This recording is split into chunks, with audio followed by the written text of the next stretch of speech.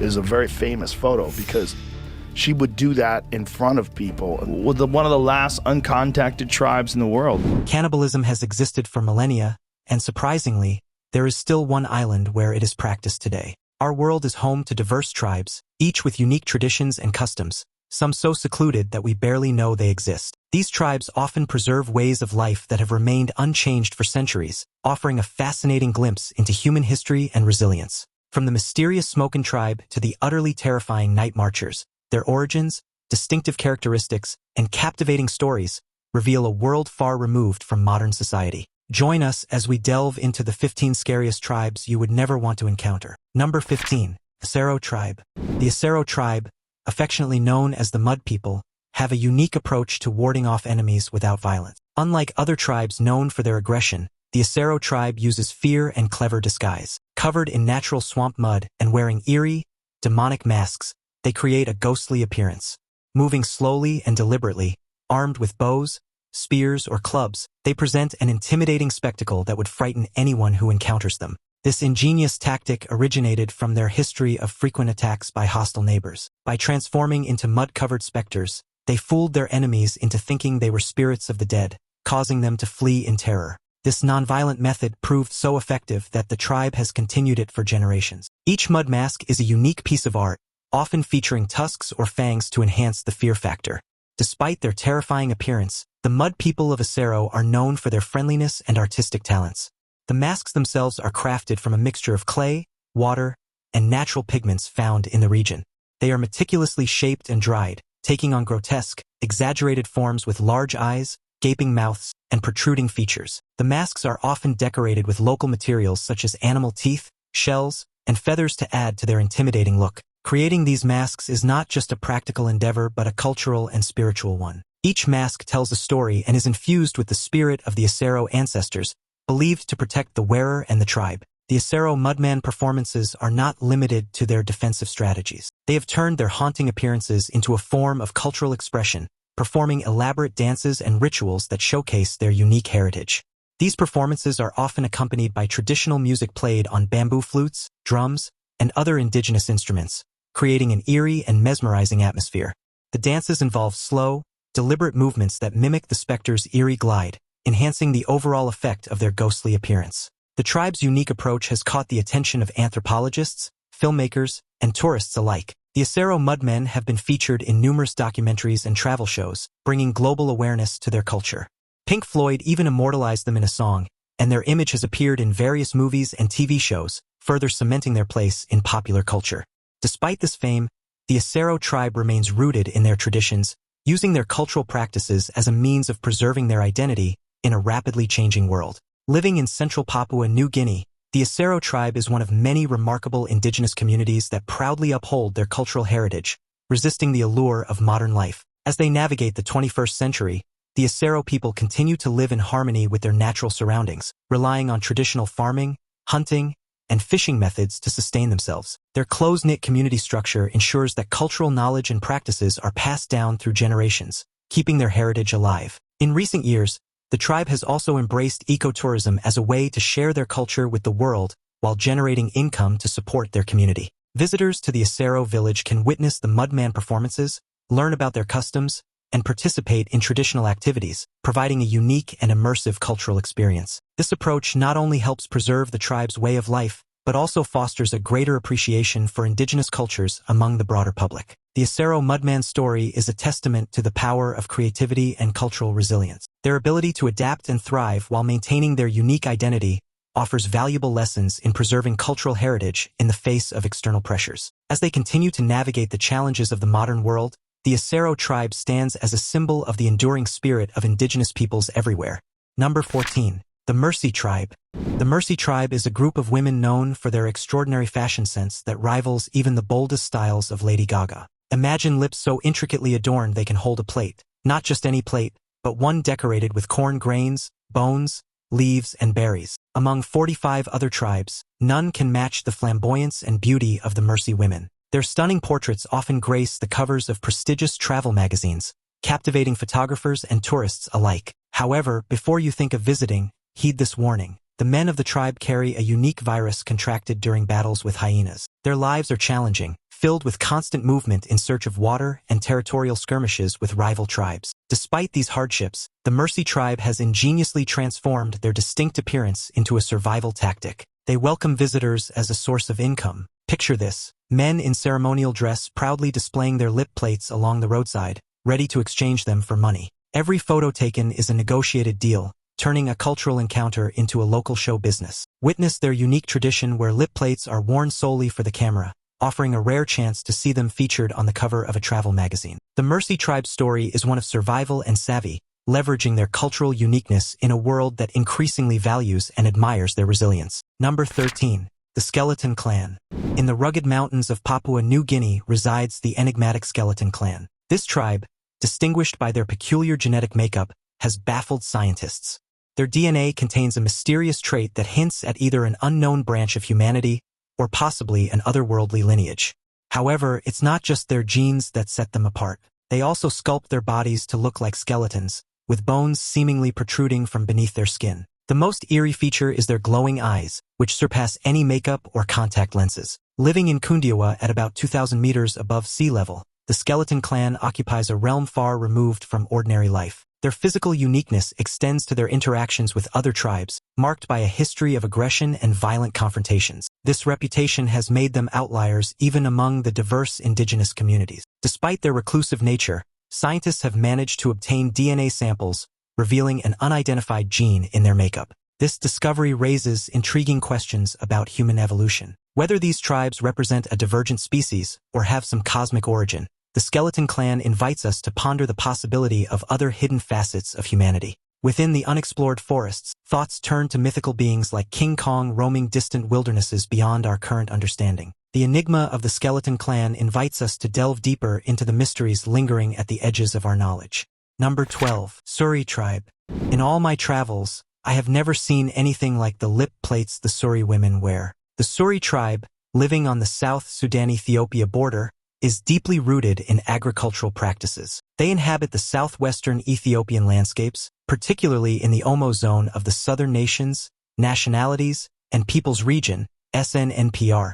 The Suri population, approximately 34,000 strong, is also known as the Surma. This ethnic group is divided into two main factions, the Mega and the Chai, while a third subgroup, the Bale, or Balisi or Kipo, extends into South Sudan. The Suri are engaged in activities like commerce, intermarriage, and migrating for greener pastures during dry seasons. The Bale group speaks a slightly different dialect compared to the other Suri factions. In 1897, Ethiopian imperial troops arrived in the Suri region, formally incorporating it into Ethiopia. This led to cattle raids by both Highlanders and imperial troops stationed in new villages. Historically, the Suri society was politically structured with elders and chiefs known as Kamaru. Today, they are integrated into Ethiopia's broader administrative framework, losing some autonomy to state control. The Suri worship a supreme sky deity called Tumu, with the Kamaru acting as mediators for prayers for rain and fertility. However,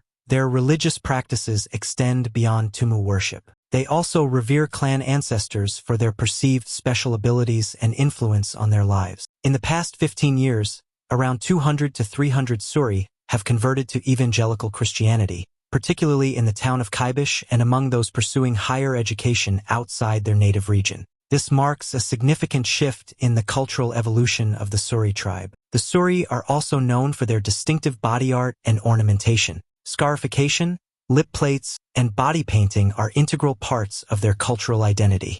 These practices are not only aesthetic but also carry deep social and symbolic meanings. For instance, the size of a woman's lip plate is often associated with her family's wealth and her beauty. Scarification marks are symbols of bravery and beauty for both men and women. The Suri traditional stick fighting, known as danga, is another crucial cultural practice. It serves as a rite of passage for young men, a means of settling disputes, and a way to demonstrate physical prowess and bravery. Despite the potential for injury, danga is a highly respected and anticipated event within the Suri community. The Suri tribe's unique cultural practices and their ongoing efforts to balance tradition with modernity make them a fascinating and resilient community.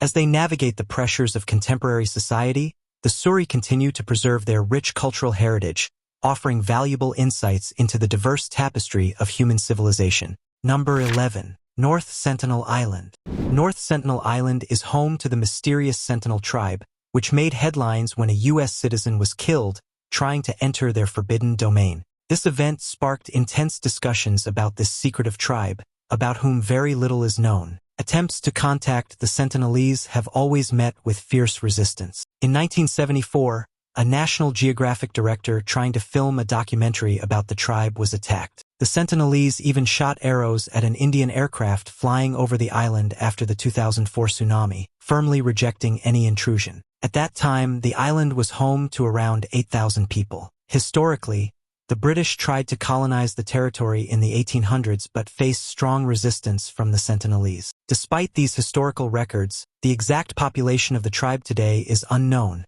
estimated to be between 50 and 150 individuals. Their isolation is both their protection and their weakness. With little contact with the outside world, they have almost no immunity to diseases that could be brought in by outsiders. This lack of immunity has raised concerns that any contact could introduce deadly viruses to the tribe, potentially wiping them out. The Sentinelese survival depends on maintaining their distance from the external threats posed by the modern world. Number 10. The Night Marchers. For centuries, ghost stories have fascinated audiences, and Hawaii's cultural tapestry is rich with these spine-tingling tales. Sacred sites, ancient structures, towering valleys, cemeteries, revered temples, woodlands, coastal regions, and lava fields in Hawaii are known for their haunting beauty and historical significance. One of the most famous ghostly legends is that of the Night Marchers, or Hawaii Pa, who play a significant role in Hawaiian folklore. Night Marchers are believed to be a group of spirit warriors marching to the rhythm of ancient drums. Some legends describe them as armed with traditional weapons, wearing helmets and cloaks, either going to or returning from battle. Powerful alii chief spirits often lead these spectral processions, sometimes welcoming new warriors. These spirits might be reclaiming disputed land, reenacting old battles, or seeking revenge. Others believe they are searching for a portal to the afterlife. Night Marchers are said to appear in specific locations, carrying torches and chanting ancient songs, predominantly during the night and under certain moon phases. Although they mostly march at night, there are rare accounts of daytime sightings. Locals even claim to find mysterious footprints left behind by these ethereal beings, despite their belief that the spirits float above the ground. If you ever encounter the Night Marchers, legend advises you to lie low, feign death, and avoid eye contact. Interfering with their procession could bring dire consequences, potentially endangering you or your loved ones. The Night Marchers legend continues to be a vital part of Hawaiian culture, reflecting the island's deep respect for their history and the spirits of their ancestors. This tale serves as a reminder of the spiritual richness and the living folklore that still permeates modern Hawaiian society. Number 9. Anatu Tribe. The Anatu, a tiny Amazonian tribe now consisting of just 3 members, reside in a small patch of forest. Despite official recognition and legal protection from the Brazilian government, their territory is encroached upon by vast cattle ranches, replacing the once thriving rainforests of Rondônia. Historically, the Ankatsu's ancestors shared these rainforests with many other tribes, living in harmony with nature. They lived in modest straw-built communal homes and were skilled hunters, particularly of wild pigs and buffalo. They also tended small gardens, growing corn and cassava. In the past, their diet included wild fruits and occasional fish from local creeks. Now, they are confined to a tiny area surrounded by cattle ranches, threatening their existence. Yet, the Ankatsu strive to preserve their traditions. They skillfully craft wooden flutes for their dances and rituals and creatively use discarded pesticide containers to make colorful plastic necklaces for festive occasions. They paint their bodies with vibrant urucum and Anatu dyes, replacing traditional shell necklaces. As modernization encroaches, the Ankatsu's resilience and cultural expressions stand as a testament to their enduring spirit. They are a people determined to maintain their identity despite being on the brink of disappearing. Number 8. Outh Tribe. The Outh have always lived in southwestern New Guinea, the second largest island in the world. In the mangrove thickets of Papua New Guinea lives the Outh Tribe, a community of about 65,000 people spread across villages with populations of around 2,000 each. Known for their eerie customs, the Outh are infamous as headhunters and cannibals, consuming human flesh and brains. The skulls of their victims are used in rituals, serving as ceremonial objects, pillows, souvenirs, and even spoons. The tribe believes they originated from a sacred forest and have an impressive array of artifacts, including intricately crafted wooden statues and sculptures that showcase their artistic skills. These relics now grace museums worldwide, preserving their cultural heritage. Despite their gruesome practices, the Outh Tribe shows a surprising appreciation for their traditions. Their cannibalism wasn't random, it was selective. They believed consuming someone allowed them to absorb their strength and essence, a ritualistic act marked by a list of significant names. Interestingly, cannibals within the tribe didn't have individual names. Instead, they adopted the names of their victims, creating a cycle where the consumed became the consumer. Children remained nameless until their first hunt, emphasizing the importance of names. To partake in cannibalism, one had to know their victim's name. Only after consuming their flesh could they claim that name. These hunts, often aggressive raids on rival villages or unsuspecting visitors, were suspenseful events. Researcher Carl Hoffman documented a chilling episode in his book Savage Harvest. In recent years, the Outh Tribe has faced pressure from modern civilization, leading to significant changes in their way of life. Efforts by the government and various organizations to integrate them into mainstream society have been met with resistance and adaptation. While some younger tribe members are adopting modern practices and education, many still cling to their ancient customs. This cultural tension highlights the challenges indigenous tribes face in preserving their heritage while navigating the pressures of modernization. Number 7. The Mon Tribe.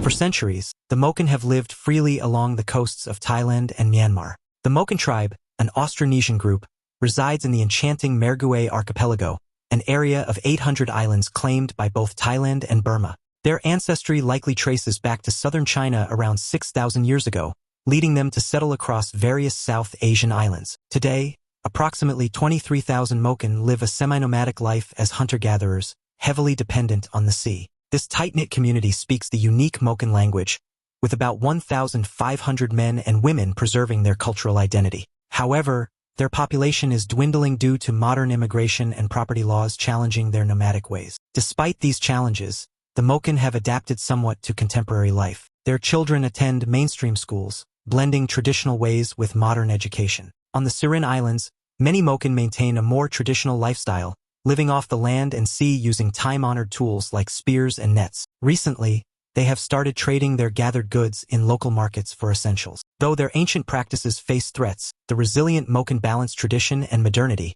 carving out a unique existence in today's world. Additionally, the Mon have a profound understanding of the marine environment, which has earned them the nickname Sea Gypsies. Their remarkable diving abilities, including the ability to see clearly underwater and hold their breath for extended periods, have been the subject of scientific studies. These skills are not just for survival, they are integral to the Mon's cultural heritage and identity. Despite the encroachment of modernity, the Mon's intimate relationship with the sea continues to shape their way of life, making them a unique and resilient community. Number 6. The Kawaii Tribe. Deep in the heart of the Amazon rainforest, the Kawaii people, also known as the Nemul, live an enigmatic and resilient life as true hunter-gatherers. They navigate the remote wilderness of the Machu National Park in Peru's Madre de Dios region, speaking a unique dialect of the Piro language. Their population has grown to around 250, from a sparse 20 to 100 individuals in the 1970s. The Kawaii tribe's aversion to outsiders is rooted in a tragic history. In the 1890s, a notorious Peruvian named Carlos Fitzgerald orchestrated a massacre that decimated a significant part of the tribe near the upper Machu River. The survivors retreated to the deepest parts of the rainforest, maintaining their isolation. In recent years, they have been spotted more often, especially around camps along the El Pedres riverbanks. These camps serve as fishing grounds in the dry season, while in the wet season, the tribe moves further into the forest. Interestingly, in 2013, some tribe members approached local villagers for food, indicating a strained relationship with nearby communities. Aware of their vulnerability to modern diseases, the Peruvian government has banned contact with the Kawaii people to protect their way of life. Number 5. Kazakh Eagle Hunters Tribe. In a stunning segment from the 2011 BBC Human Planet series, the nomadic Kazakh Eagle Hunters Tribe dazzled viewers against the magnificent backdrop of Mongolia's Altai Mountains. The scene was unforgettable. Seasoned fathers and sons, clad in animal skins to ward off the frigid cold, rode through the vast landscape showcasing their age-old skills. With outstretched arms, they held majestic blindfolded golden eagles. When the blindfolds were lifted, the eagles took to the sky, creating a beautiful dance of man and bird. The eagles descended with precision to hunt alongside their human partners, adding drama with a fleeting fox darting across the rugged terrain. This spectacle transported viewers to a timeless world where tradition and nature blend seamlessly.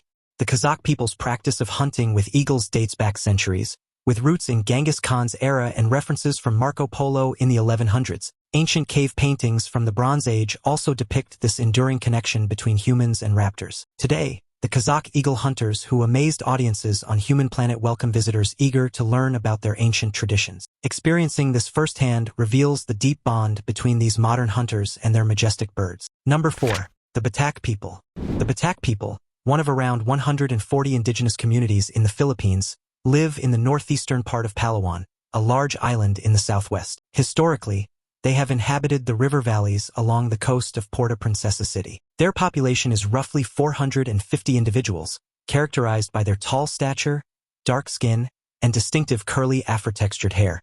The origins of the BAC remain a mystery, with some speculation about connections to the Outh tribe or to groups in Indonesia or the Andaman Islands. Over time, they have developed extensive knowledge of medicinal plants, using their surrounding forest as a pharmacy to treat illnesses and injuries. Their unique hunting techniques, including the use of handmade traps and blowguns, highlight their ingenuity and deep connection to the environment. The BAC also practice intricate rituals to honor their ancestors, often involving songs and dances passed down through generations. These traditions are crucial to preserving their heritage and fostering a strong sense of community among their members. The BAC lead a life focused on hunting, gathering, and cultivating plants using slash-and-burn agriculture. They engage in trade, exchanging forest products and natural resources with coastal communities in the Sulu region for manufactured goods. Unlike some isolated tribes, the BAC are open to interaction with outsiders. Their men often help neighboring groups with tasks like harvesting and weed clearing, and they participate in the local economy through tourism, earning income from these activities. While they once led a nomadic life, the BAC have gradually settled into small villages where they produce and sell various goods. This shift reflects their adaptation to a more structured lifestyle, integrating more closely with the broader community while maintaining their unique cultural identity. Number 3. Machu Picchu Tribe. Deep in the Peruvian jungle, close to the Brazilian border, lives the elusive Machu Picchu Tribe, also known as the Mashiro clan or the Kujarinu people. For 600 years, they have remained isolated, living harmoniously with their untouched surroundings. However, recently this isolation has been breached due to their urgent need for food, tools, and hunting gear, leading them to raid nearby settlements. This desperate struggle has had tragic consequences. In a recent incident, 20-year-old Leonardo Perez was killed by an arrow, and his equipment was taken by the tribe. This tragic pattern isn't new. In 2011, Charcoal Flores, a local guide who had spent 2 decades providing the tribe with essential tools like machetes and pots, was also killed. Flores had tried to persuade them to give up their nomadic hunter-gatherer lifestyle, becoming a crucial link between their world and modernity. Sadly, his efforts ended with an arrow through his heart. The once formidable barrier between the Mashiro people and the outside world is gradually disappearing. They are now interacting more with other indigenous groups, giving us glimpses into their previously hidden lives. This year alone, tribe sightings have surged, with over 100 recorded, as noted by Patricia Balua, Peru's Deputy Minister of Culture. Some tribe members have even started living with the nearby Yanesha Indians, who speak a similar language. Number 2. The Desala Tribe. Deep within the vast West Amazon basin lies the fascinating Desala Tribe, first contacted by Brazilian explorer Sidney Pasuelo in 1996, with journalist Paul Raphael shedding further light on their unique way of life. This tribe is one of the few remaining communities that live almost entirely isolated from modern society. Though they occasionally clash with neighboring groups, the main Desala tribe consists of about 150 members, maintaining a distinct lifestyle despite occasional splits. A smaller group of around 24 members broke away due to internal disagreements. While some sought contact with neighboring settlements, most preferred isolation. Armed with traditional tools like clubs and poison darts, the tribe primarily engages in hunting. Interestingly, they sometimes use modern weapons. Their daily life includes about 5 hours of labor, and they live in communal huts called malakas. They have some formal religious practices, but there are reports of occasional violence. Men and women of the Desala tribe adorn themselves with red dye from the ruca plant, adding to their cultural distinctiveness. Rejecting modern conveniences, they sustain themselves with a diet of corn, fish, birds, wild pigs, and fruits, supported by their basic agricultural knowledge. Malaria, however, remains a significant threat, being the leading cause of death in their community. Through the explorations of Pasuelo and the insights of Raphael, the Desala tribe emerges as a captivating community, balancing the preservation of their unique lifestyle with the challenges posed by external contact. Number 1. The Kawaii Tribe. Deep within Indonesia's dense forests, The Kawaii Tribe stands as the last known cannibalistic community, living much like their ancestors did 10,000 years ago. This secluded group of about 3,000 people leads a life untouched by modern technology. Their existence is free from medical advancements, resulting in an average lifespan of just 50 years. The Kawaii live in simple huts made of branches and navigate the jungle with bows and arrows, hunting for food as their forebears did. The tribe believes in a demon named Kakua, who they think disguises itself as loved ones to bring death. As a result, they perform rituals to sacrifice those believed to be influenced by Kakua, and their flesh is consumed by the clan. The outside world remained oblivious to the Kawaii tribe until the 1970s when researchers stumbled upon them. The natives, seeing outsiders for the first time, were initially shocked and fearful, mistaking them for ghosts. It's astonishing that such a primitive society still exists in the age of the internet, a testament to the resilience of ancient traditions. The French guide who led researchers to the tribe managed to avoid becoming part of their feast, allowing us to learn about this notorious cannibal tribe that seems frozen in time. Which of these tribes fascinated you the most? Share your thoughts in the comments below. Until next time, take care.